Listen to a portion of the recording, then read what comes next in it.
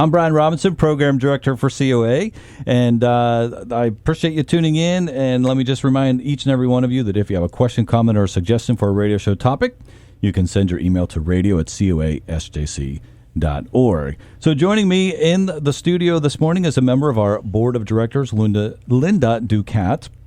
Good morning, Linda. Good morning, Brian. How are you this morning? I'm doing well. Thank you so much for being here, and I'm so sorry that we started off this way, but sometimes technology does what technology does, You right? just have to have a good sense of humor about it. Yes, absolutely. Okay, well, I just wanted to go ahead. We've lost several minutes of our show, so I did want to go ahead and just jump right in here. So my first question that I like to do whenever I have a guest come on the show is to just allow our listeners to learn more about you. So if you would, take a few minutes, tell our listeners about yourself, how long you've lived in St. Johns County, and how you ended up serving on the COA Board of Directors. Well, I'm from Texas originally. I grew up in the Dallas area, went to school out in West Texas. After I'd worked for a few years in my mid-20s, I moved to Baton Rouge, Louisiana. So I had to stay in the South, of course. And I was an interior designer, remodeling hotels. And out of some quirks of fate, it evolved into owning a construction company. Okay. So during that time, I raised two sons who I'm immensely proud of. I call them my men children because they're now 39 and 40. But 20 years ago, coming right up on 20 years ago, I moved to Volano Beach. And so I continued east, but still in the deep South as far as I'm concerned. And I was lucky enough here to be introduced to my wonderful husband, Howard. We met on a blind date, met through the old-fashioned kind of blind date, none of the internet things, but just good old blind Somebody date. set you up. Yes, somebody set us up. And so we've been together for 17 years, and between us we have 5 kids and 9 grandchildren, and just enjoying this part of our life. It's really nice to meet somebody late in life, what your expectations are and needs and wants and so forth are just a little bit different at this stage of life. So we've been having some really good times. That's great. And so how did you end up getting connected with St. Johns County Council on Aging and getting to serve on our board? Well, a friend of mine, Steve Harrison, who is the president of our board, coincidentally, we go to church together. I had been looking for something more to fill my time. I was a little bit at loose ends, and I've always been involved with volunteerism. And really just prayed for clarity. I just felt like something would eventually come up that I knew I wanted to be involved with. And one morning, Steve approached me and said, "What do you think about being on the board of directors and of the Council on Aging?" And I knew about the COA, the Council on Aging, because our church sponsors or donates to this along with 4 other programs. And I'd always been involved with Meals on Wheels, so it seemed like a good fit. So I'm kind of wading my way through, learning about all the ins and outs of it, and just immensely enjoying the people I'm meeting who are involved in it. Yeah, and we do appreciate the partnership that we have with the church. Yes. That is a great partnership. We, of course, appreciate all of our partners that we have in the community. But I love the model that your church uses, and that, you select different organizations or causes that are local and support those. Yes. And COA is one of those. Yes. And so it's very something that we very, very much appreciate. Yes, well, and we, as a congregation, we enjoy doing it too. We're very proud of the fact that very little money is spent for overhead. It's all for the outreach programs that we do. Yeah, that's phenomenal. Well, I love that. So, as you know, COA provides programming and services to those who are 60 years of age or older. As someone who is in this age demographic, yes, what have you enjoyed the most about this stage of your life, and what have you enjoyed the least? As far as what I've enjoyed the most, the flexibility to do things that I couldn't do when I was punching a clock, so to speak. Not that I ever really punched a clock, but when I was working full-time. As I mentioned, Howard and I travel. We travel 4 or 5 months out of the year, so it gives us the opportunity to do that, which meeting new people, finding about different cultures, that's important to both of us. And just that flexibility to go see grandchildren and children and that kind of thing. As far as the things that I like least, I probably have a few more creaks in my elbows and knees than I would like to have, Sure. but it has not slowed me down too much. And just realizing that there's more time behind me than there's in front of me, that is not going to limit me to doing the things that I want to do, because I still got a lot of life to live. Well, that's a great way to look at it. Yeah. I love that. I love that perspective, right? You got a lot behind you, but you still got more ahead of you. Sure. And so you're looking forward. So you and your husband just did a trip literally around the world. Literally around the world. We were talking off air, yes. And you got to see some great things. You said you got to see the Taj Mahal for the first time. Taj Mahal, and then I happened to be there in March, in India in March. So that is where the great Hindu celebration is called the Holi Festival, and I likened it to a little bit like a Mardi Gras. They're throwing paint at you instead of beads, but it's all in good fun and lots of good music and dance and wonderful different culture entirely. So it was a wonderful trip. It was. Yeah, that's great. So I've been on one cruise in my life. Okay. And it was the worst cruise. Oh no. It was so bad that I've never want to go on another one. Oh, I'm so sorry to hear that. It was from Long Beach, California, and it went down somewhere into Mexico. But it was a rare occasion where there was a hurricane in the Pacific, and so it caused these huge waves. And I'm talking like, now this boat is huge, right? Yeah. The cruise ships are huge, but it was rocking back and forth. I mean, you could not walk down the hallway straight. I mean, because it was and of course I ended up getting sick. Yes. And so I was like, I'm never. No. If I do not, the next cruise I do is just going to be on a nice calm river. Yeah, I do recommend, if you are interested in traveling, do a river cruise, because you are off the ship every day. I don't do sea days very well just because I want to be active and out climbing something. But the river cruises are very nice, and I'm surprised they didn't confine you to quarters on those days when you were rocking so hard, because a lot of times they ended up telling us, yeah, they did. But it can be dangerous. Yeah, it can be dangerous. So.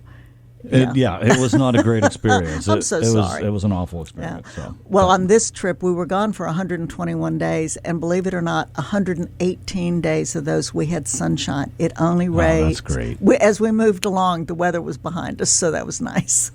Good, very good. All right, well, I got a bunch of other questions that we're going to get to, but we're kind of thrown off here a little bit because of the way the show started. But I'm going to go ahead. We're going to take our first commercial break. And welcome back to the weekly radio show of the St. Johns County Council on Aging here on WFOY 102.1 FM, your local radio station for news, sports, and talk. And if you're wondering why the show is sounding a little bit different today, that's because it is. Typically, things are programmed in properly, and we have music that comes in to introduce us, to let us know when we're coming back on the air, and music that goes out and so forth. But we had a little bit of a programming issue this morning in the computer system, and so I'm having to do things manually, which is the very first time I've had to do this. So bear with me as we go through our time together on the show. But I am so glad that you are tuning in and listening this morning. It's always good to hear from people from time to time. Every once in a while, I will run into somebody who says, "Oh, I just love that show that you did the other week." And so I am so glad that you are out there listening. We had somebody that stopped by not too long ago and has been involved in one of our caregiver support groups at Council on Aging because she heard about it on the radio show. So if you're an avid listener, I just want to thank you for tuning in every week, and we do thank those at WFOY 102.1 FM for allowing us to come on the air each and every week to do this show and talk to you about things that pertain to seniors, things that are going on at Council on Aging, and to have different guests in the studio to talk about things that pertain to seniors. And our guest this morning is Linda Ducat, who is a member of our board of directors. And again, Linda, I apologize. Our everything's flowing a little bit differently than usual. I'm really impressed. You have been winging this very, very well. So much for technology. Well, I tell you what, I was in ministry for a number of years, as you know.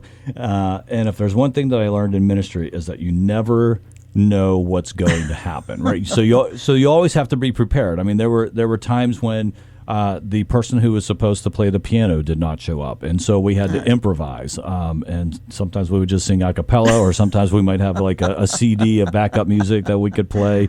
Or you're up there, preaching your message and then the microphone goes out. And, so there was one time when I had a remote microphone that I used, right? And so one time an 18-wheeler came by and it picked up whatever he was saying on the CB, right? So there's all kinds of things that happen. Hopefully that was not an appropriate conversation of a truck driver. I can't remember, but I remember that it was very, very funny because they're listening to me, but then this was coming out of the speakers, what this person was saying on the CB radio as he was passing by. So things like this happen, and you just make the best of it, and you improvise.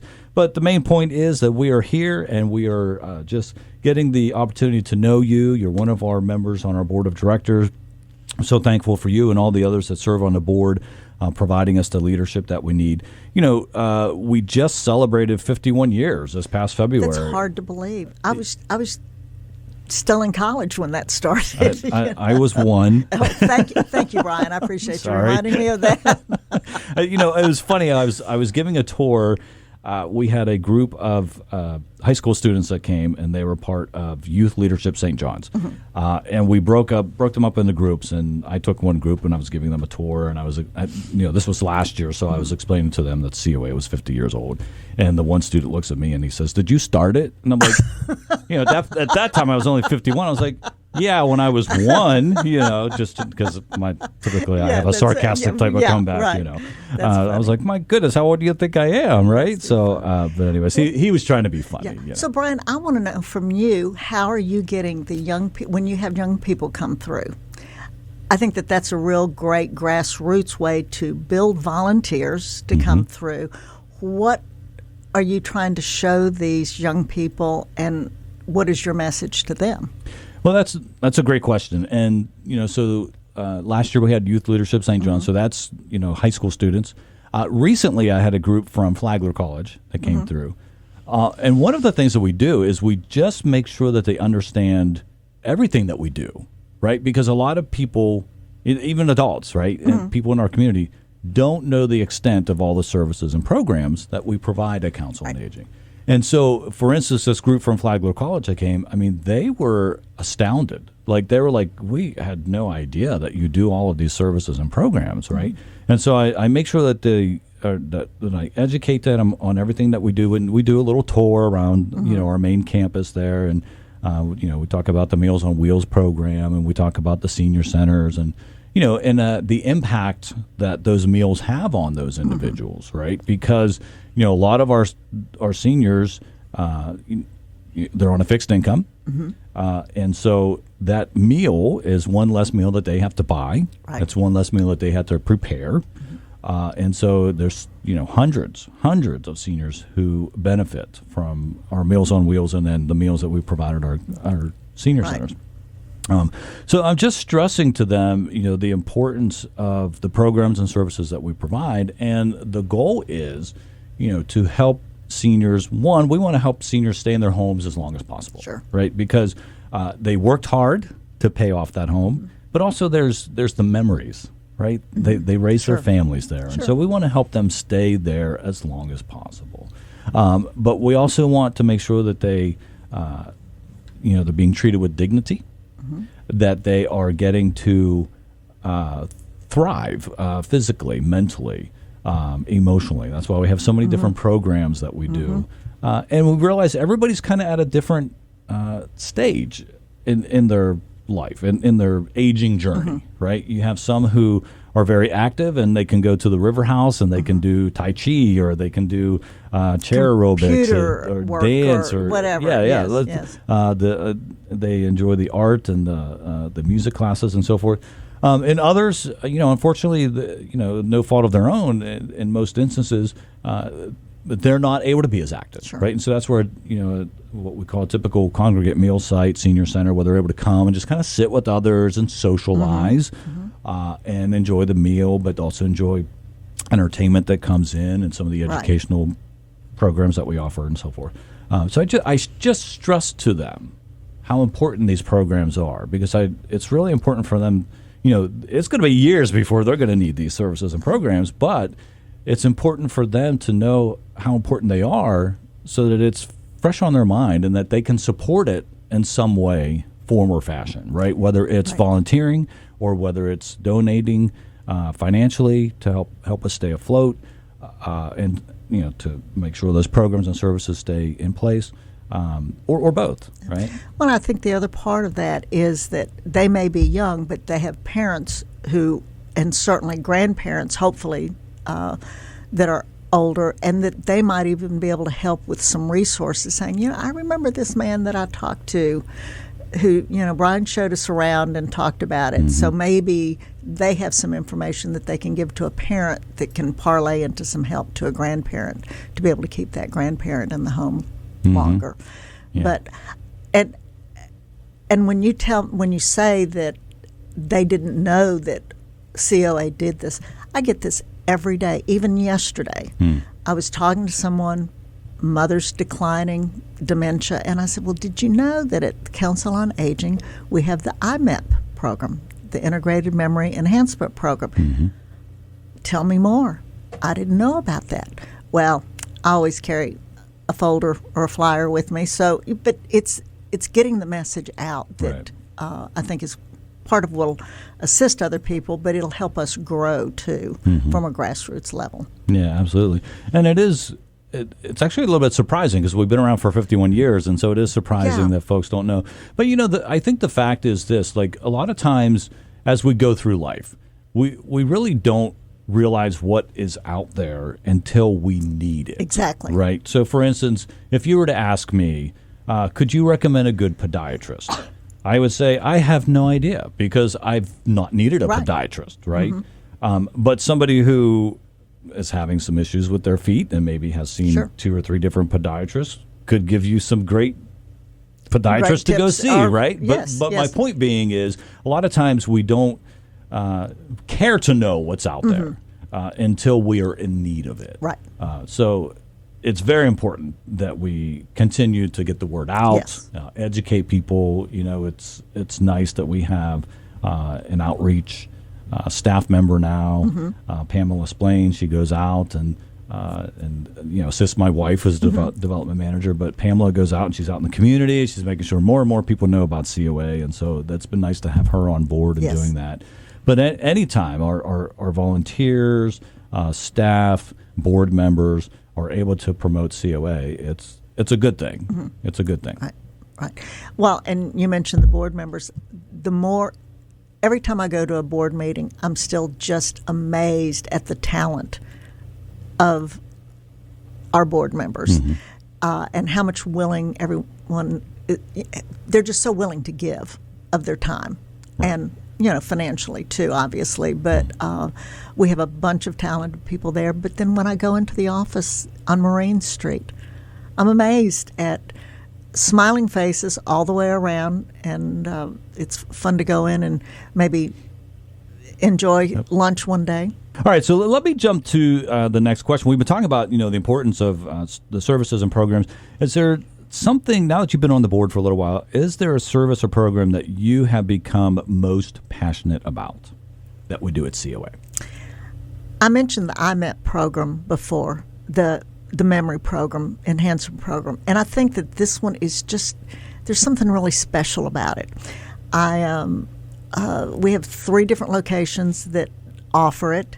It's nominally priced. Brian, is it still about $20 an hour? $20 an hour, $20 an hour. And it gives an opportunity to people who are in the beginning stages or even further along into it with dementia to be around other people, to maybe play some word games, some memory enhancement things, a little bit of exercise. We offer a meal that's part of it. But it also gives the caregiver a break. And the one time that I have actually been to the program in Ponte Vedra, there was a new member, someone who was looking at it, and her daughter came with her. So it was a mother and daughter team there. And it was fun to watch them wade into this new process. And at the end of it, her mother was really very excited about it. Now, I haven't followed up to see if she continued. But the volunteers who handle the IMEP program, who run the daily activities, are so compassionate. and so loving and so caring. But I like the fact that it's two things at once. One, ultimately, it's helping the person whose memory is fading, but it gives that very much needed for caregivers. I was a caregiver for my mother, for my dad, and that's a tough spot to be in. But being able to have a parent or a loved one in this program, knowing that they're safe, but also that they're getting something positive out of it that might enhance their life that much longer. Yeah, and that's a great point that you bring up, because that it's a twofold program. It's not only is it serving the person who's participating in it, but also their caregiver. Yeah. And so Yeah. I'm glad that you brought that up, and I'm glad that you have become passionate about that program. It's been great to see the impact that it has had on folks. You know, I've heard from some of the caregivers, you know, IMEP has, for them, that their perspective is it really has changed them in a positive way, right? Because yes, it provides the caregiver that extra respite that he or she needs. But for the participant, you know, they often say that they see such a big change in them. And part of that is the socialization that they get to have with other individuals who are dealing with the same thing. And that's important. Yeah. Well, and even studies show that if someone is isolated and not around people, not necessarily just family, but people in general, that they're going to fade that much quicker and not be as social. And it's just that really rolling ball of things that when you're isolated, your brain is not functioning, you're not hearing as much, you're not talking, you're not interacting.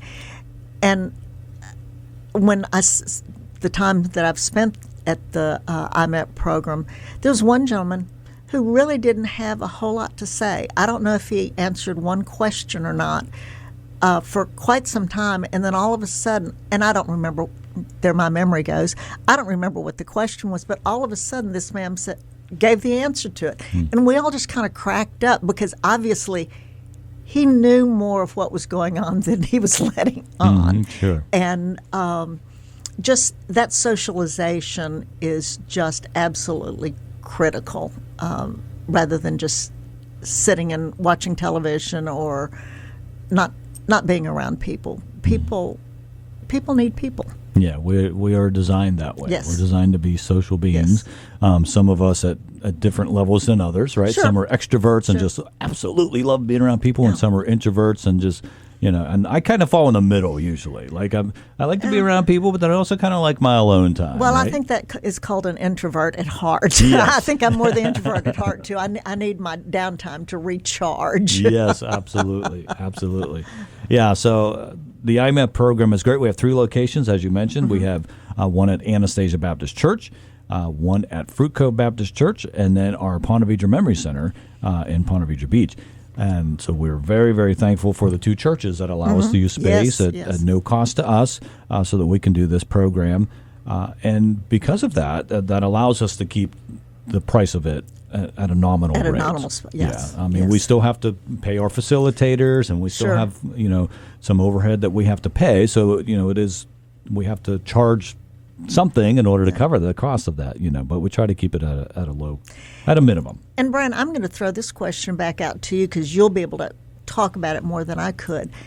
The IMEP program was actually developed by our COA. And tell the listeners more about that, so that they can understand how it evolved and that it's got some facts and figures behind it. That is correct. Yeah. So it was developed by St. Johns County Council on Aging by a staff member who was working in our Sunshine Center, which is our adult daycare center. And the Sunshine Center is designed more for folks who are further in their dementia journey, right? They can't be left at home by themselves anymore. And so the Sunshine Center is a secured facility. It's staffed by CNAs. It's overseen by a nurse. But we had a staff member who looked and said, you know what, there's a lot of people who are in that early part of dementia that we should try to reach out to. So that's how IMEP got started. And so the curriculum was written. My daughter, actually, who is a graduate of Ohio State University with a degree in psychology with a minor in neuroscience. She is the one who is in charge of the curriculum now. Oh, I didn't realize that. And so, so it's a research-based curriculum. It's not evidence-based. We haven't been able to go through that process, but it is research-based. So everything that's taught in the classroom is based on research. And it's also used at other places. 3 other places in Florida purchase it from us to use, and then we have a place in Tennessee and then in Wisconsin that also purchase it from us to use in their facilities. And so it's something that we're very, very proud of. And rightfully so, because and wouldn't it be nice if our listeners out there would say, oh, I know somebody in Texas or Oklahoma that might be interested in this. So are those programs out of the state or even in Florida, are they at retirement communities, or who purchases these programs? Yeah, some are at like an assisted living facility. Others are, I believe, in Florida, I believe we have 1 or 2 that are at in a similar situation to the Council on Aging. Okay. Right, so it might be in an adult daycare center that they're doing it. So just those type of situations, and then we do have an option available for folks called I'm Up at Home, where they can they can pay $40 a month and they get a lesson every week that just comes right to their email, and that's more designed for folks who have a caregiver who is willing to sit down and kind of go over through this lesson with their loved one, or even somebody like me working on their 7th decade that wants to just make sure we stay a little sharp. Absolutely. Yeah. It's a good program for that. And it's not designed to teach us something. It's designed to just get those neurons moving, right in your brain. And we've been talking about different things about COA, and while we were off the air, we thought, well, why don't we take a little bit of time and talk about the Shelter and Shade Project? Yes. Well, I know this is a program that, or an enhancement that has been in developing for some time, and it's actually adding and enhancing to, would it actually just be the Sunshine, mostly the Sunshine Center part, or the for our main headquarters, if you will, on Marine Street, to give better access for coverage for clients and their aides to come in out of the rain or out of the heat, and just really helping with the entrance to that area to make it more accessible to people. And it was quite a fundraiser. I mean, we...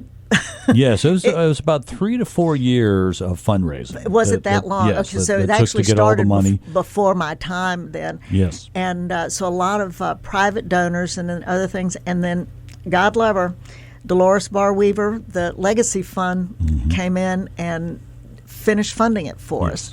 And I know it's only the first of 4 different parts of this enhancement part, but it's going to really not only help with the look of the building, but it's kind of a struggle to get in that front door. Yeah, and so for those that are listening, basically, our buses pull up and let our seniors off, and then there's about I'd say about a 15-foot sidewalk that's slightly elevated before they actually get to the building, and that's not covered. And so, most days it's a sunny day in Florida, but when it's not and it's raining, these seniors, it's one thing for you and I to jump out and we can just dash right through the rain and into the building, but these are individuals who are using a walker, maybe using a cane, maybe using a scooter, and they have to get to the back of the bus, and then there's a lift, and that lift takes them down to the sidewalk, right? So that whole time they're in the rain, right? So you're talking like, maybe 10 minutes that they're just out there in the elements. And so what this would do is, and construction just started recently. You were telling me there have been some interesting goings-on with the construction. They've broken a couple of our water lines that they've had to fix, and they accidentally cut our internet off, and so they've had to fix that. And so, but construction has started, and when it's done, when the bus pulls in, it will now be level. It will be a level walkway.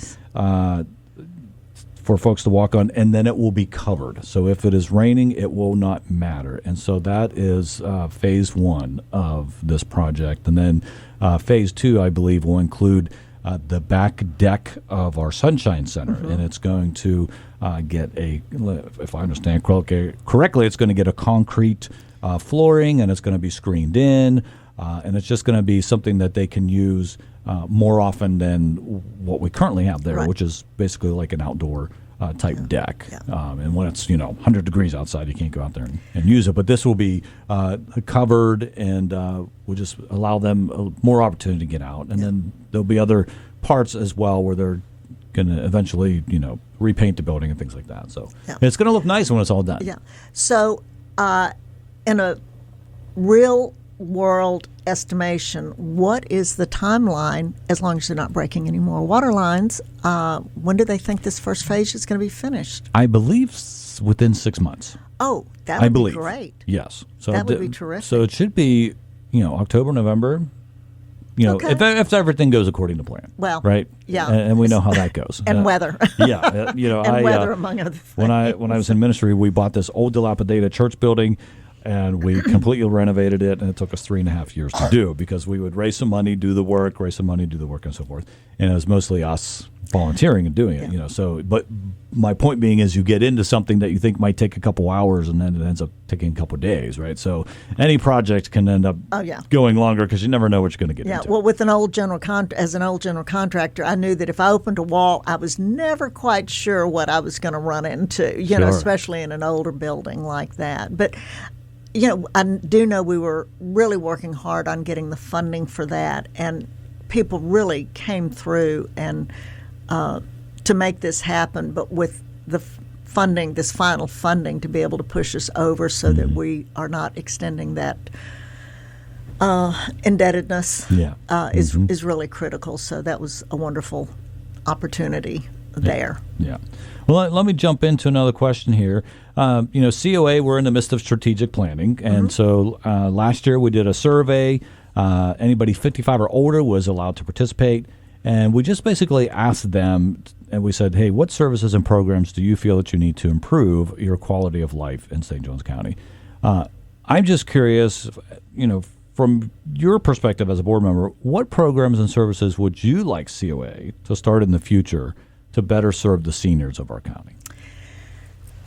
I'm still kind of not in a position to know that answer, Brian. I'm just going to be real honest, because every time I get an email from what's going on in the next week or the next month, I think, oh, that's really cool. I didn't know that we did that, whether it be an art class or a dance class.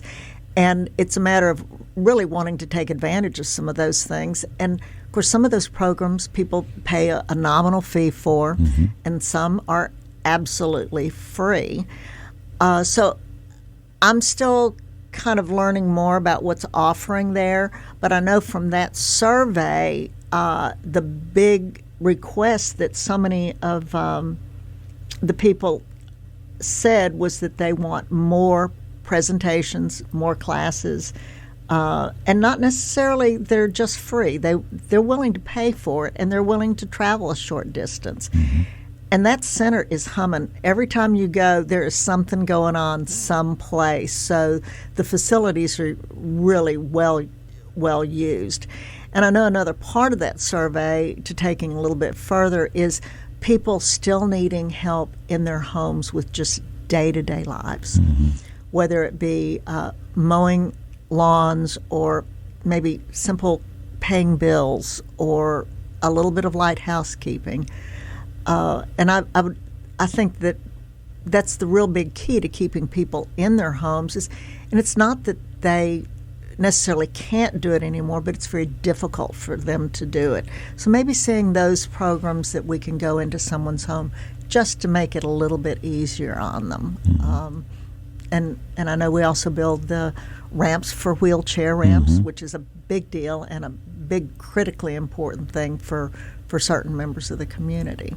Yeah, it really is. I know that not too long ago I heard about a woman who had been waiting to get a motorized scooter, and she finally got it, but she didn't have a ramp to go in and out of her house. And so thankfully we had a group of volunteers who went out and were able to build that ramp for her. And Brian, On, say, something like those ramps, how are those funded? Is there a special fund within the COA, or do we start knocking on doors? Because those aren't cheap. They're, what, about $3,500, $4,000 to build one? It all depends on the size that they have to build. Every location is going to be a little bit different. But that is completely funded through our Care Connection, which is donor funded. And our what we do, our Christmas on the River event that we do each and every year, the proceeds of that go to fund Care Connection, but it is through donations that we fund that. So if you're out there listening and you want to give to a good cause, you can get online, coasjc.org. And when you go to give, you can just state that you want it to go to Care Connection, or you can state that you want it to go to ramps, and it will be set aside in order to fund that. For individuals that need that. Because I think that's just a really important part of what we do. I call it under the radar, behind the scenes, that, once again, people don't know that we do that. Yes, exactly. So. Well, we got a couple minutes left, and so I wanted to ask this last question. If there's somebody out there that's listening in, they're tuning in right now, and they just happen to come onto the radio station that we're broadcasting on, and they know absolutely nothing about COA, what would you like that person to know about our organization? That's really kind of a tough one, because that's a lot. That's a lot. It is. Knowing, one, that we're here, and that there is one phone number that you can call and say, I need help with something, whether it be your medications or keeping mom and dad active inside the home or at one of our other centers, that there's one number that you can call and get some direction to where we might be able to help you. And I think, too, it's just so critical. People don't know that we are out there. And I believe going and speaking to groups, whether it be a Rotary Club or a church group or a homeowners society, anybody that needs a speaker and would like to know, either just to fill that spot because they don't have anybody else to fill the spot, gee, we've got somebody who can go talk to that group and maybe enhance somebody's life to know that we're there. All right. Well, we got just a few seconds left. Linda, thank you so much for coming on the air. I appreciate it, Brian. Sorry it's thank been you so very much. A different format. Been fun. It's been fun. It's been